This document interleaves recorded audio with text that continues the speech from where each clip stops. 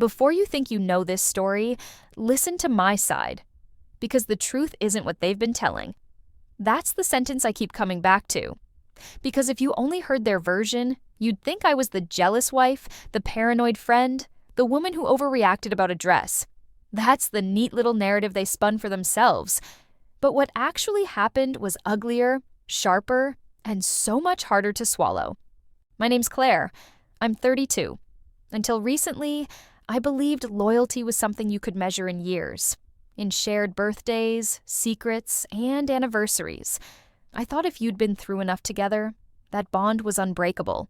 I thought wrong. For the sake of this story, let's keep their names simple. We'll call him James. We'll call her Sophie. Sophie was my best friend, the kind of friend you don't remember meeting because she was simply always there.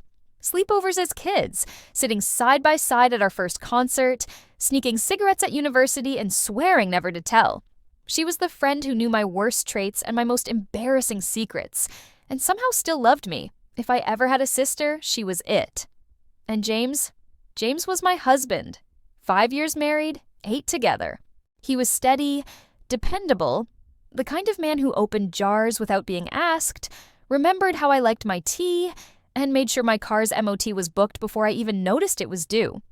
He wasn't flashy. He wasn't the type to sweep you off your feet every day. But he was consistent.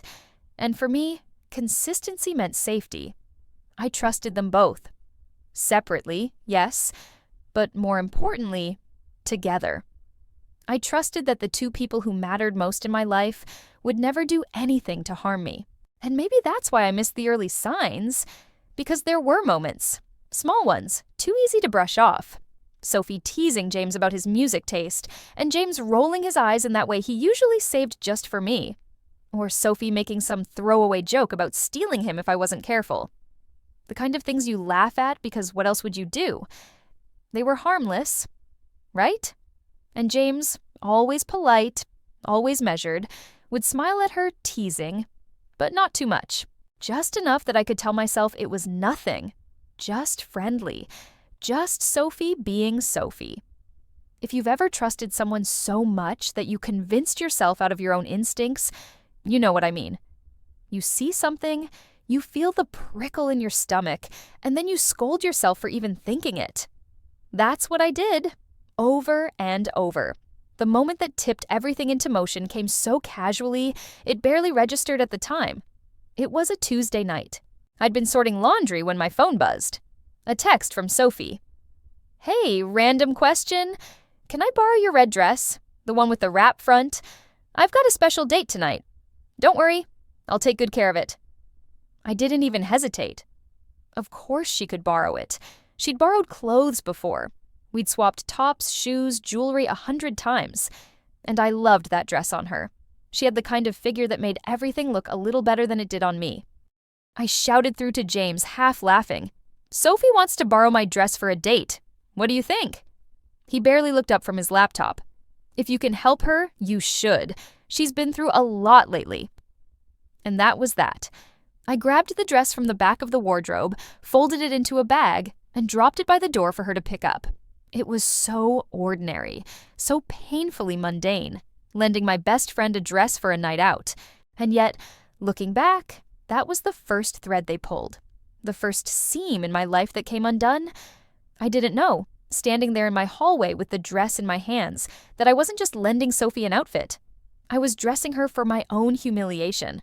Because that night wasn't just a date, and it wasn't just her secret. It was the beginning of our unraveling. Mine, James's, and Sophie's. But at the time, I just texted her back, "Of course, have fun, can't wait to hear about it." And she replied with a heart emoji. That was it. That was the exchange that should have meant nothing. That's the part of the story they'll tell you was innocent. But remember what I said at the start? Before you think you know this story, listen to my side. Because the truth isn't what they've been telling. If you want to understand why I trusted Sophie so blindly, you have to go back. Because this wasn't just a casual friendship. This was a bond I thought was bulletproof. Sophie and I used to joke we were sisters, not by blood. We met when we were 15, in that awkward stage of life when you're half child, half adult, desperate to belong to something bigger than yourself. Sophie was loud where I was quiet, reckless where I was cautious. She pulled me out of my shell. I steadied her when she spun too far. By college, we were inseparable. She covered for me when I missed lectures. I held her hair back when she had one too many at parties. We shared clothes, passwords, heartbreaks. When I went through my first real breakup, the kind that makes you swear you'll never love again, Sophie sat with me all night, eating cereal straight from the box, promising that one day I'd laugh about it. She wasn't just my friend, she was my anchor. So when James came into the picture, it wasn't just about me liking him. Sophie approved. That mattered more than I admitted. We met James at a mutual friend's barbecue. He was funny in that understated way, not the loudest voice in the room, but the one you leaned in to hear. Sophie noticed him first. She nudged me, whispering, "He's looking at you." I rolled my eyes, but she kept at it. She was the one who encouraged me to talk to him, to give him my number. She was the one who teased me mercilessly when he texted the next day, and who picked out my outfit before our first date. When I told her later that night that James kissed me, she squealed like we were still teenagers. Finally, someone good enough for you. She was in my corner from the start, and because she was, I trusted him faster. If Sophie liked him, if Sophie vouched for him, then he had to be solid. That was how much weight her opinion carried in my life. James and I grew serious quickly. Dinners turned into weekends away, weekends turned into holidays, and within a couple of years we were living together. Sophie was always there, part of the package. She'd come over for wine nights, she'd help me decorate our first flat. She even gave a speech at our wedding, saying how happy she was to see me with a man who treated me the way I deserved. And he did. Or at least I thought he did. James was dependable in a way I'd never experienced before. He remembered anniversaries without hints. He checked in on my bad days. He never raised his voice. Was he perfect? No. But he was steady. And steady felt like love to me. The three of us had this rhythm, this unspoken trio. Sophie brought the fun, James grounded us, and I kept the balance. To anyone on the outside, it probably looked ideal. My best friend and my husband laughing together in my living room, trading banter while I poured drinks. But looking back, I can see the hairline cracks I refuse to acknowledge, like the way Sophie would linger after dinners, staying an extra hour even after I'd started tidying up. She'd sprawl across the sofa, laughing at James's dry one-liners while I stacked plates in the kitchen. I'd peek back and see them sharing some little smile, something private, and tell myself it was nothing. Or the time James joked, half under his breath, "She always brings the fun, doesn't she?" I laughed with him, because what else was I supposed to do? Sophie grinned and raised her glass like she'd won something. It was harmless. It had to be harmless, because this was Sophie, the girl who'd shared my clothes, my secrets, my life. The girl who once punched a guy for making me cry at a party. The girl who toasted us at our wedding. And this was James, the man who proposed in the park where we first kissed. The man who never forgot to kiss me goodnight, even when we argued. The man Sophie herself had told me was perfect for you. So no, I didn't let my mind wander. I didn't give space to the thoughts that whispered, maybe, maybe, maybe. If there was anything, I'd know. She's my best friend. He's my husband. Simple as that. At least that's what I told myself. The first crack didn't come from a fight, or an overheard conversation, or even something James said. It came from a scroll. It was a Thursday night, and I was curled up on the sofa, half watching some crime drama and half scrolling Instagram the way you do when you don't really want to think. James had told me he was working late. Sophie had texted earlier in the week saying she was seeing someone new, dropping it casually like it wasn't a big deal. So when I saw her name tagged in a photo, I clicked without hesitation. It was a mutual friend's story, one of those group boomerangs at a restaurant. Everyone clinking glasses, laughing, and there, right at the edge of the frame, was Sophie, wearing my dress, the red wrap dress I'd lent her a few nights before. My thumb froze on the screen. My stomach flipped so hard I had to put the phone down for a second. That dress wasn't just clothing, it was mine. And seeing it there, under restaurant lighting, with her spinning in it like it belonged to her, made something shift in me. I picked the phone back up, zooming in. She looked radiant. Hair curled, lipstick bright. She looked like she was having the night of her life. Meanwhile, my husband was working late. I texted Sophie first, keeping it light. Me. You look nice. New date? She replied instantly, like she'd been waiting for it. Sophie. Yep, just someone new, nothing serious yet. Don't overthink, haha. I stared at the screen. Don't overthink. That was her favorite line whenever she wanted me to let something drop. I switched to James. Me. Still at work? A pause. Then, James. Yeah. Late night. Why? My pulse picked up. Me. Sophie's out tonight. She looks amazing in that dress. Another pause, longer this time. James. Yeah, I bet. Coincidence we're both busy, huh? Don't wait up. Coincidence. The word stuck like a fishbone in my throat. I wanted to believe them. I needed to believe them. Sophie was allowed to go on dates. James was allowed to work late. Maybe it was just me. Maybe I was letting my mind twist things because of how good she looked in my dress. But then the twist landed. Not from Sophie, not from James, from a stranger's tag. The next morning, as I scrolled again, hoping to calm the unease that hadn't let me sleep, I saw it. A photo posted by someone I didn't even know personally, but who had tagged both Sophie and James. It was at the bar. Not a group shot this time, just the two of them. Sophie in my dress, leaning into him. James with his tie loose, his glass raised, grinning in that relaxed, comfortable way he never wore at work. And the worst part? Neither of them looked caught off guard. They weren't two people who happened to bump into each other. They looked like two people who'd chosen to be there together. The caption was harmless enough. Great night with these two legends. But the image burned into me. I must have stared at it for 10 minutes straight, the edges of the screen blurring as my eyes filled. Excuses flooded my head. Maybe they just run into each other. Maybe someone dragged them both into a photo.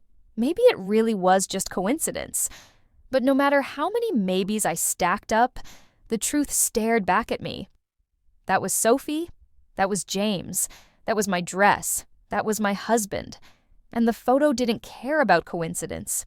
It didn't bend itself to my rationalizations. It sat there, proof that my world wasn't as airtight as I thought. I whispered it out loud, just to hear how it sounded. That was my dress. That was my husband. The words didn't even sound real yet. But they would. They were only the beginning. I called Sophie first because that felt safer. Best friend before husband. The photo was still open on my screen, their faces lit up by bar lights that made everything look warmer than it was. I stared at it while the phone rang, bracing for, remorse. An apology that would make me cry and forgive and pretend we were still on the same team.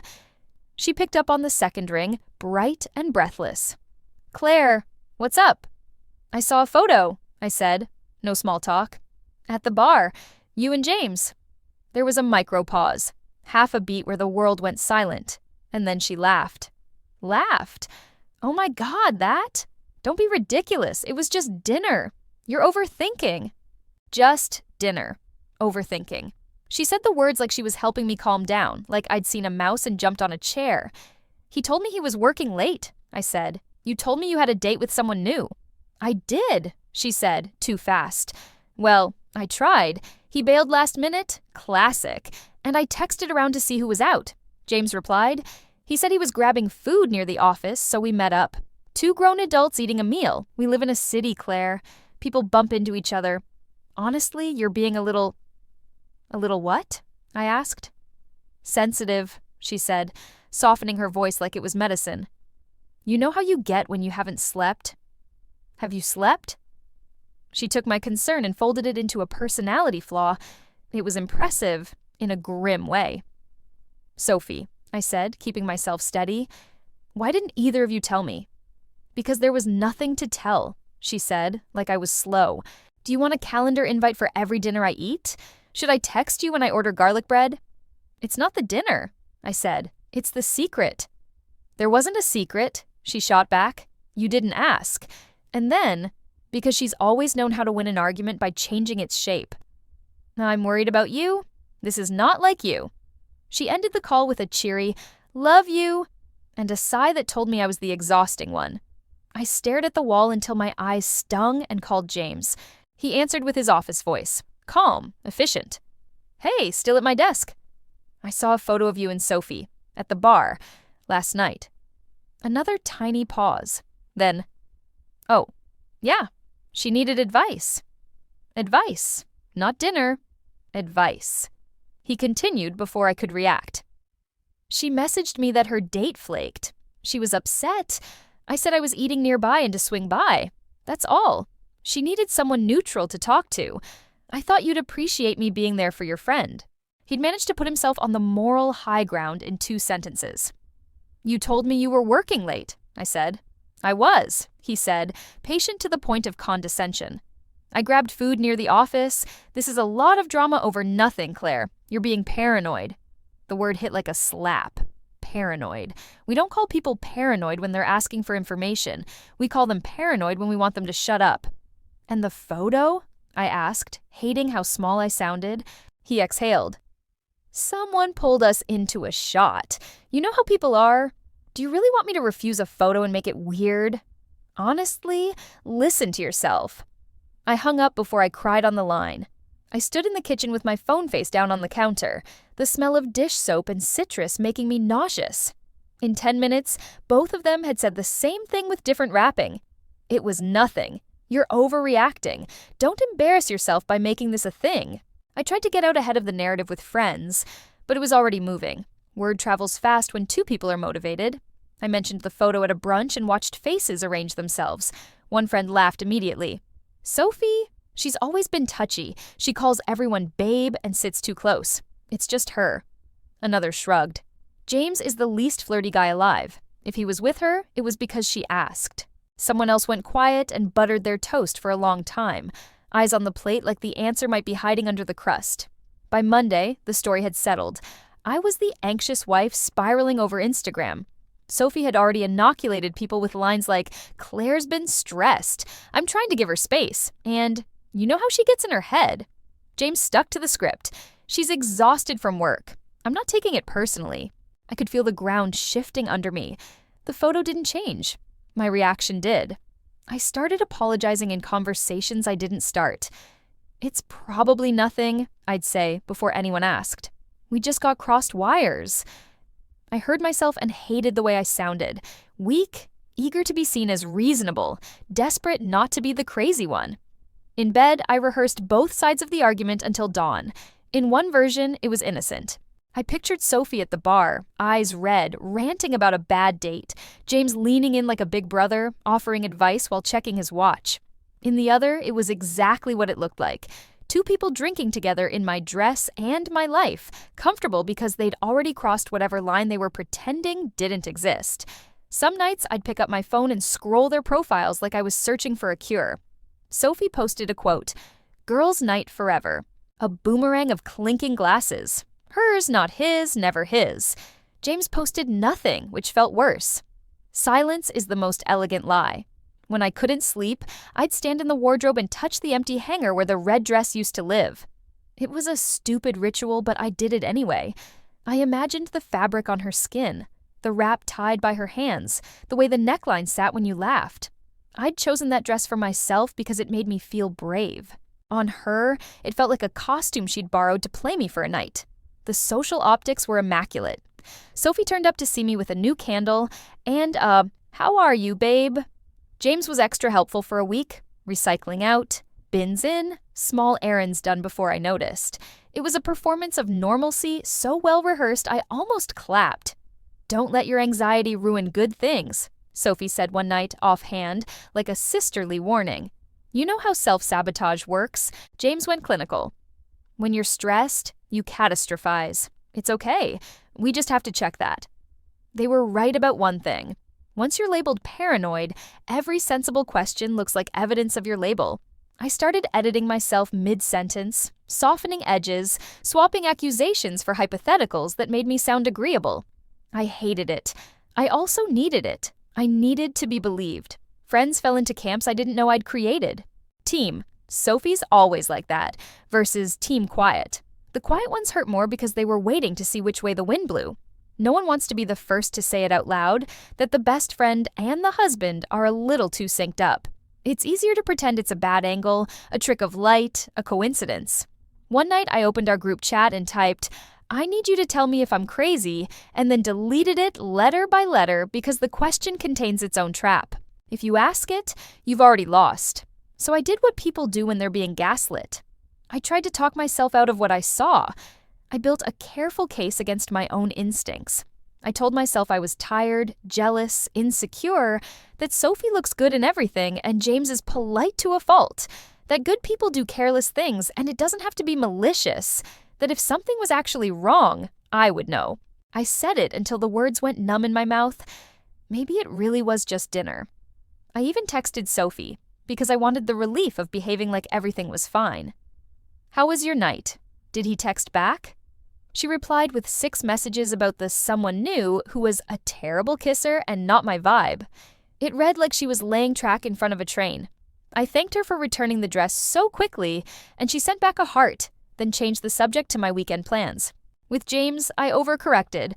I told him he was right, I was tired, I asked about his project, nodded in the appropriate places, made dinner, made jokes. He relaxed, which made me sick. People only relax that fast when they're certain the problem has been contained. And for a few days, the spin worked. The photo slipped to the bottom of my camera roll. The heat went out of my cheeks. I told the story their way so many times that I almost believed it.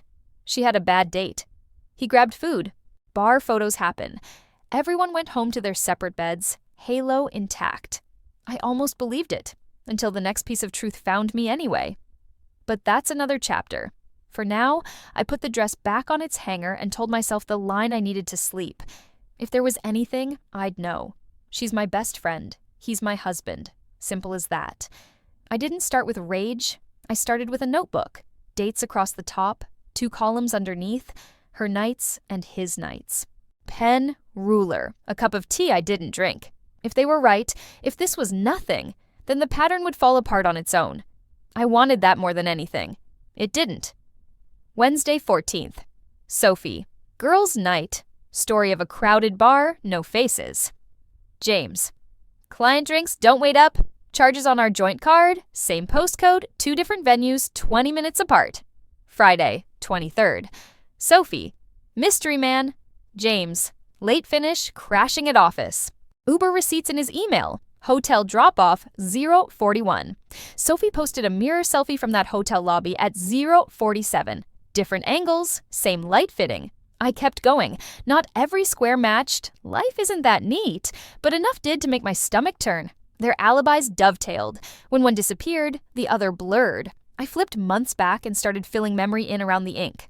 Little moments I'd filed under nice or normal that now tasted off. My mom's day surgery in March. We were at the hospital from dawn. I remember sitting between Sophie and James, all of us jittery on bad coffee. When I went to ask a nurse for an update, I came back to find them shoulder to shoulder, scrolling something and laughing quietly. When I asked, "What?" they said nothing in the same tone. I thought they were keeping me calm. Now I wonder what they were keeping. Easter lunch at my sister's, I was ferrying plates to the table. Sophie made a joke about James's tragic playlist, and he shot back with, "Only because you keep hijacking it," and they both grinned like they'd rehearsed that line. At the time, it was cute. In my notebook, I wrote, "Private joke existed before I heard it. A friend's birthday in June, a pub garden, fairy lights, bad singing." I lost sight of them and found them by the heaters, Sophie wearing his jacket for 5 minutes because she was cold. I took a photo. The jacket hangs on her like it knows her shape. Back to the grid. Thursday 6th. Sophie. Spin class killed me going to bed early. James. Last train. Midnight. A contactless charge at a late-night bar the spin studio shares a wall with. 0.19. Sophie posted a story with the caption, "Okay, I lied." You can call that reaching. I did for about 3 minutes. Then I looked at the timestamp and my notebook and stopped pretending coincidence was this efficient. I pushed further back, before the dress, before the bar photo. The overlap wasn't new. It was just newer to me. Christmas markets last year. We'd gone as a group. I'd stopped at a stall to buy candles. They wandered ahead. When I found them, they were sharing a paper cone of churros, stupidly close, sugar on both their lips. I kissed James and he laughed. Sophie wiped her mouth with the back of her hand and said, "You're missing out." And I thought she meant the churros. New Year's, midnight countdown. We were all hugging everyone. After the mess of it, when the room calmed, I saw them find each other in the crowd for one more squeeze. Nothing dramatic, a quick, tight hug like a secret. I blinked and told myself I hadn't seen anything at all. It's easy to forgive what you refuse to name. I called up our bank again, pulled statements, printed them because screens made me feel insane. Highlighter out. Restaurants Sophie had tagged herself at match dates James had client dinners. Hotels that comped the team matched nights Sophie was mysteriously off-grid. I added arrows, dates, little notes like, same live band on their stories, same chorus, same cheer. I remembered the night I was ill in bed with the flu. Sophie came by with soup, texted James on my phone to let him know I was okay. Later, half asleep, I heard voices in the kitchen. Low, easy, not flirting. Familiar. They didn't know I was awake. I fell back asleep telling myself I was lucky to have them. In the notebook I wrote, they were comfortable talking around me. I kept throwing the notebook closed and then dragging it back. It felt like holding my head under water and arguing with myself about whether the burning in my chest was real.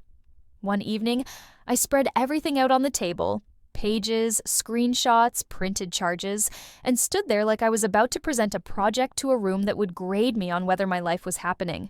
I wasn't hunting for a smoking gun anymore. I had enough smoke to choke a stadium. What I wanted was the moment my brain would finally accept it. It didn't arrive as a blast. It came in a sentence so simple I hated it for how clean it was. While I was building a life, they were rehearsing their lies. I wrote it at the bottom of the page and underlined it twice. My hand shook. Not because it was poetic, because it was boringly true. I thought about the way James always said, she brings the fun, like it was a neutral fact. I thought about the way Sophie slipped naturally into our plans, then started setting some of her own. I thought about how often I'd left a room and come back to find them a fraction closer than they'd been. Not scandal close, familiar close. The kind of closeness that isn't created in one night, the kind that accumulates. And then I thought about the red dress and wanted to tear the pages out and set them on fire. Instead, I kept writing. Monday 3rd. Sophie. Date night. James. Running late. Dinner with team. Receipt. 2 mains, 1 dessert, a bottle of wine. Same waiter code stamped on the bottom of the paper as the photo the restaurant posted to its feed that night. In the background of that photo, the corner of my dress, that stupid, recognizable wrap. I don't know when I finally stopped arguing with myself. Maybe it was the watch reflection. Maybe it was the hotel lobby lamp. Maybe it was the jacket at the New Year's hug. Maybe it was just all of it. 1,000 small things refusing to rearrange themselves into innocence just because I begged them to. I closed the notebook and pressed my palm to the cover like I could steady what it contained. The flat was quiet, too tidy. It smelled like my candle, fig and something woody, and suddenly that felt like a lie too. Not because the smell was wrong, but because I was finally admitting everything else was. I wanted to be the woman who laughed this off, who trusted her husband and her best friend so completely that an ugly photo and a few overlapping receipts couldn't shake her. That woman exists. She just doesn't live here anymore. You can call this paranoia if it makes you feel better. You can call it jealousy. You can call it insecurity. I've called it all of those things to myself at 3 a.m, and it didn't change a single timestamp. The pattern was real. The overlap was real. The history was real. The jokes I wasn't part of were real. I sat down, picked up the pen, and wrote the only line that finally let me breathe. I wasn't imagining it. I was just the last to know. The thing that finally cracked it open wasn't a fight, or a confession, or even something clever I did. It was a throwaway comment from someone who didn't know there was a bomb under the table. I was in line at a coffee shop around the corner from my office, holding a loyalty card with 5 stamps and a headache, when I heard my name. I turned, and there she was. Amelia. We're not close, just orbiting friends. We've been at the same birthdays, the same barbecues. She knows Sophie, knows James, that kind of friend. She hugged me, we did the small talk shuffle, and then she smiled like she was about to pay me a compliment. Oh, Sophie looked stunning the other night at that jazz bar. Wasn't James with her? The way she said it, casual, obvious, the kind of thing you'd only ask if the answer was yes. I went cold in my legs and hands first. Which night? I asked.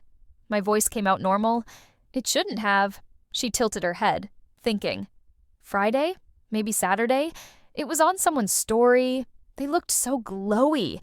Tell them I said hi. The barista called her name. She waved and went, leaving me with my empty loyalty card and my heart beating in my throat. I didn't order coffee. I walked home because sitting felt impossible. My feet barely touched the pavement. The sentence ran laps in my head. Wasn't James with her?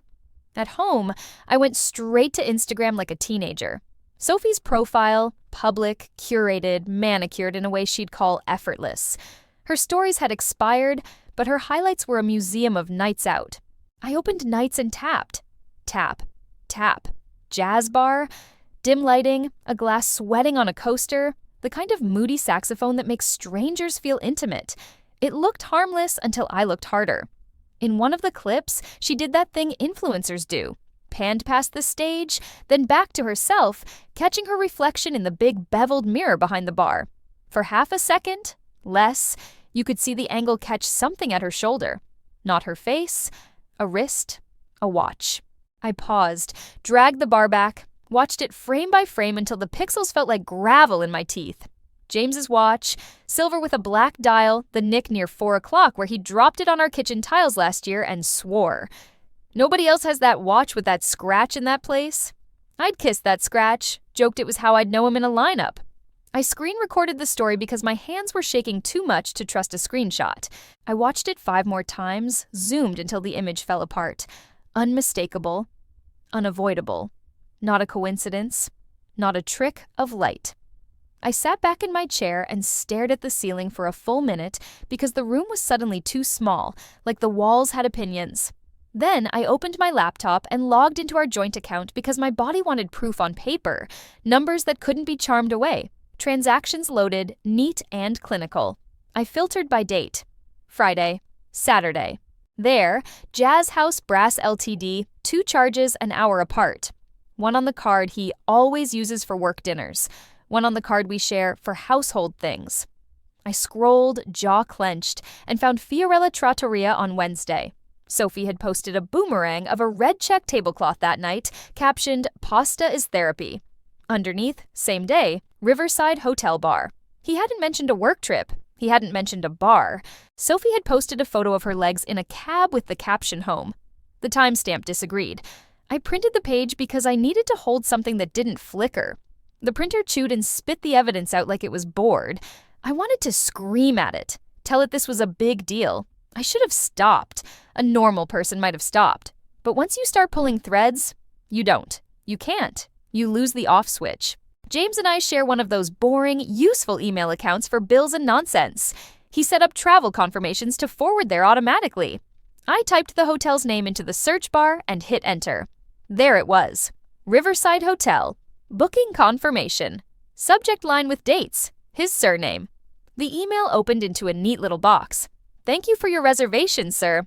Check-in 7 p.m. Room type, King Deluxe City View. Loyalty number attached. His. A PDF invoice attached beneath it like a dare. I clicked the PDF. Room rate, bar tab, late checkout. The total sat there, smug.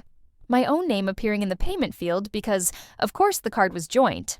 I went back to Sophie's profile because punishment needs pictures. Her highlight from that same night, later, mirror selfie. She'd written accidentally fancy with a sparkle emoji. She was in a bathroom with a marble vanity and a brass lamp fixed to the wall, an ugly patterned wallpaper that looked like gold seaweed, and a headboard in the mirror behind her shoulder. Blue velvet, quilted in squares. I toggled back to the hotel's website. King Deluxe City View. Clicked through photos, brass lamp, gold seaweed wallpaper, blue velvet headboard, the exact shade and stitching. The same stupid world they sell to strangers wanting to forget their lives for a night. I didn't cry. I didn't rage. I did what I've been doing since this started. I lined things up until they made a shape I couldn't pretend was something else. The booking time matched the charge, matched the story, matched the room. No room left for maybes, just a room they shared. I printed the confirmation and the invoice and laid them next to the jazz bar charges and the screenshots like place settings. I half expected the table to tip from the weight of it. Instead, the flat stayed quiet and indifferent. The radiator clicked. A bus sighed outside. My heart sounded like an argument in the next room. Betrayal isn't dramatic when you catch it on paper. It's administrative. It's items on a list. It's line 12, hotel. It's attachment, invoice.pdf. It's a shape anyone could see if they cared to look. And that's when the emotion landed. Not as a storm, but as a geography. Shame first, hot and full body, because I had defended them to myself while they used my money, my patience, my home. Then anger, clean and bright, because it wasn't an accident. It was scheduled. It had a check-in time. It had a loyalty number. It had a room with blue velvet squares and a lamp I could point to and say there. I thought about Amelia at the coffee shop, how she'd smiled, how she'd asked wasn't James with her. Like this was public information I'd somehow missed. I thought about the people who'd gone quiet at brunch, the friends who'd told me Sophie was just touchy, the way James had said paranoid like he was diagnosing me. I thought about Sophie's heart emoji the night she borrowed my dress, the story I'd been told, the one where I was sensitive and stressed and seeing ghosts, couldn't hold the weight of a PDF. It crumpled. Good. I took photos of everything on the table because I didn't trust paper not to disappear. I didn't trust myself not to misremember. I made a folder on my phone and called it something neutral, household, because even now, even with proof, some part of me wanted to behave. For a long time, I sat on the kitchen floor with my back against the cupboards because chairs felt too formal for this kind of truth. I breathed. I counted the tiles. I watched the light on the kettle flick red to off and red to off like a heartbeat that couldn't decide if it wanted to try. Here's what no one tells you. The worst part isn't learning they did it. It's learning how easy it was. How neat. How seamlessly it fit into the rest of your life. Work dinner, jazz bar, hotel, home, laundry, laugh, repeat. If I hadn't looked, if Amelia hadn't asked that question, they would have kept going. Why wouldn't they? The system worked. People love to say it just happened. Nothing just happens with a booking confirmation and a late checkout. I stood up slowly, knees aching, and read the date on the invoice again.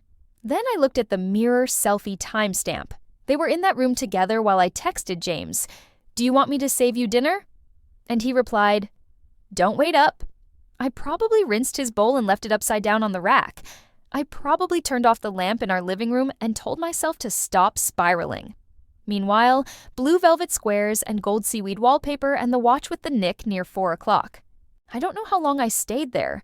Long enough for the outside to go from daylight to that ugly gray that makes buildings look tired. Long enough for anger to stop flashing and settle into something steadier. Not forgiveness, not even close. Just clarity. This wasn't a slip. It wasn't a single weak moment. It was logistics. It was choreography polished until it looked like coincidence. It was two people who had tested how much of me they could consume and discovered the answer was a lot. It was premeditated. I gathered the papers into a neat stack because I wanted them to see it like I'd seen it. Clean, undeniable, boring in its certainty. I put the stack in a folder, the screenshots in the household album, and my hands on the counter until the shaking stopped. Then I turned off the kitchen light and stood in the doorway, looking at my little life, at the chair he sits in, and the cushion she leans on, and the empty hanger where the red dress used to live. The flat didn't feel like mine, but it also didn't feel like theirs anymore. I whispered it aloud because speaking makes it true. Betrayal isn't an accident. It's a booking. It's a bill. It's a plan. And I was done pretending otherwise. I didn't text one at a time. I sent the same message to both. Come by tonight. We need to talk. No emojis, no preamble. I set the table like a crime board that fit into a living room. Printed receipts on the left, jazz bar, trattoria, hotel, screenshots in the middle, the mirror reflection with the watch, nick, the stories, the timestamps. On my phone, the household album ready, the hotel confirmation, the invoice with the late checkout, 3 glasses of water, nothing sharp. James arrived first. He looked around like he was here for a normal conversation, not the one that would end us. Sophie buzzed up a minute later.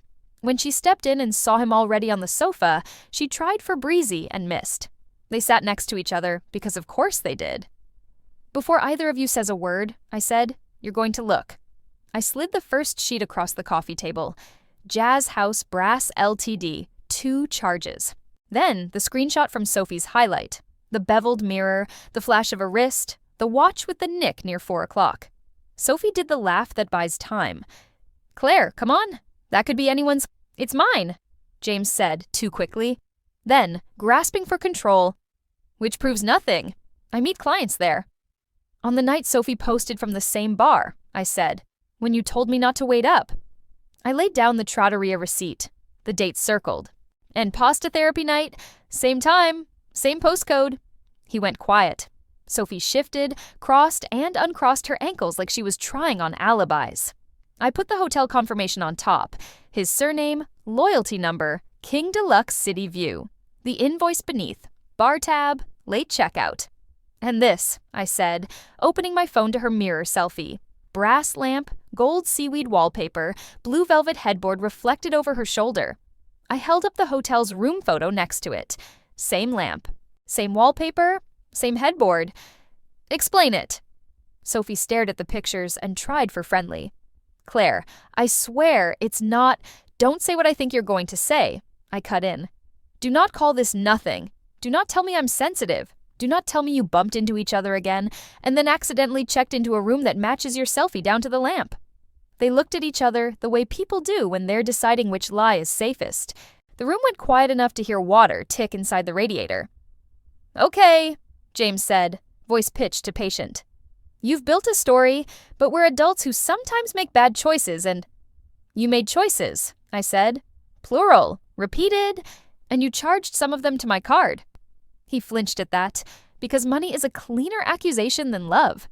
He tried a shrug, the old script. She was upset. She needed advice. "She needed your hotel loyalty number," I said. Sophie finally spoke. "It wasn't what you think." "What is it then?" My voice sounded steady. It surprised me. "Because from where I'm sitting, it's dinner, drinks, a room, a watch, and a bar mirror." Sophie's mouth opened and closed. "I didn't want to hurt you." "You did it anyway," I said. "That's what this pile is." They tried a few more excuses. The classics. "We were drunk. It was a bad week. We didn't plan it." Every line felt like something you say to yourself first to make it bearable. I pushed the last page across, the hotel invoice again. I tapped the date. "This is when—" James looked at it, and something in his face finally gave. The calm slipped, the practiced patience cracked, and underneath was the thing I'd been waiting to see, the truth looking for a place to sit. He stared at the paper instead of me when he said it. "It started months ago." His voice dropped. "The night she borrowed the dress." Sophie's head snapped toward him, a warning flicker too late. He kept going, faster now, as if speed could turn honesty into mercy. "It wasn't supposed to happen, but she reminded me of you back then." Silence isn't just quiet. It has weight. It pressed into my ribs. "You reminded him of me," I repeated, looking at Sophie. "In my dress." Her eyes filled and then sharpened, the pivot from guilt to justification. "You were so busy," she said quietly, like that explained anything that mattered. "I thought you wouldn't care." There it was. Twist number 3, not a grand declaration of love, not a drunk mistake. A measured choice dressed up as nostalgia and entitlement. "She reminded me of you back then. You were so busy." I felt something break that had been holding me together. Not anger. That had been here for weeks. Not grief. I'd already bled that out onto bank statements. This was something cleaner. A line snapping. "You two keep using me as the reason," I said. "Me then, me now, my schedule, my softness. You built yourselves a story where I'm the problem so you could keep doing the thing that is the problem." Neither spoke. I gathered the pages into a neat stack because my hands needed a task. My voice stayed level. "You don't get to turn me into the excuse. You don't get to dress this up as fate or therapy or nostalgia. You chose each other. Repeatedly. You hid it because you knew you were stealing something." Sophie wiped at a tear like she wanted me to see it. James leaned back, arms crossed, eyes on the evidence instead of me. "Here's what happens now," I said. "You leave. You don't text. You don't spin this to our friends. If you do, I will show them the PDF, the timestamps, the lamp, the headboard, the watch. I won't raise my voice. I'll just send files. James stood first, all wounded dignity. We didn't mean to hurt you. You meant to not get caught, I said. Different thing. Sophie tried to take my hand on the way to the door. I stepped back. She nodded like she'd predicted that, like refusing to be touched was the only cruelty here. At the threshold, James turned as if he might try one more line, one more soft landing. I lifted the stack of paper a fraction, and he closed his mouth. The door shut. The flat exhaled. I sat down and let my body catch up to the facts. My hands were steady now. My breathing was normal. Outside, someone dragged a bin across the pavement. Inside, the red dress hanger stared at me from the wardrobe like an outline around something that wasn't there anymore. I said it out loud because saying it turns it from a thought into a verdict. That wasn't just my dress. That was my trust. And you both wore it like a costume. The morning after, the silence in my flat felt different. Not hollow, not crushing. Just mine. For the first time in months, maybe years, I didn't wake up second-guessing a text or wondering what joke I wasn't in on. I didn't send a warning or a dramatic announcement. I went straight to a solicitor's office and started the divorce paperwork. Calm, efficient, signatures and dates. James's name on a line I'd once written with love now looked like clutter to be cleared. Sophie's number went blacklisted. Social media, gone. Shared group chats, left without a word. I didn't give them the satisfaction of a goodbye. People like them thrive on scenes, on one more chance to twist a narrative. I gave them nothing but silence, and silence is harder to fight with than anger. That red dress sat in my wardrobe like an accusation. I pulled it off the hanger, folded it, and dropped it into a charity donation bag. I didn't want to burn it, didn't want to cry over it. Let someone else make memories in it that weren't poisoned. That felt like justice, not letting their betrayal own even the fabric. Then I bought a new dress. Not red, emerald green. Strong, deliberate, a color that said, I choose me this time. I booked myself a table for one at the same restaurant where Sophie had once been tagged, glass in hand, wearing what was mine. I ordered what I wanted. I laughed with the waiter. I let myself be seen. And for the first time, sitting there under the same low lights where they'd whispered their lies, I felt whole instead of hollow. People always talk about reclaiming your power like it's some grand declaration. Mine was quieter. Block, file, donate, replace. Step by step, I built a version of myself that wasn't stitched together with apologies for other people's sins. The moral isn't complicated. They didn't just steal a night out. They stole the version of me that trusted them. But that version wasn't gone. It was reborn sharper, clearer, unwilling to settle for scraps. She asked to borrow my dress. What she really wanted was my life, and for a while, I let her play in it. But she can keep the costume. I'm living the real thing. They can keep each other. I'm keeping my peace. And that, in the end, is the only thing worth owning.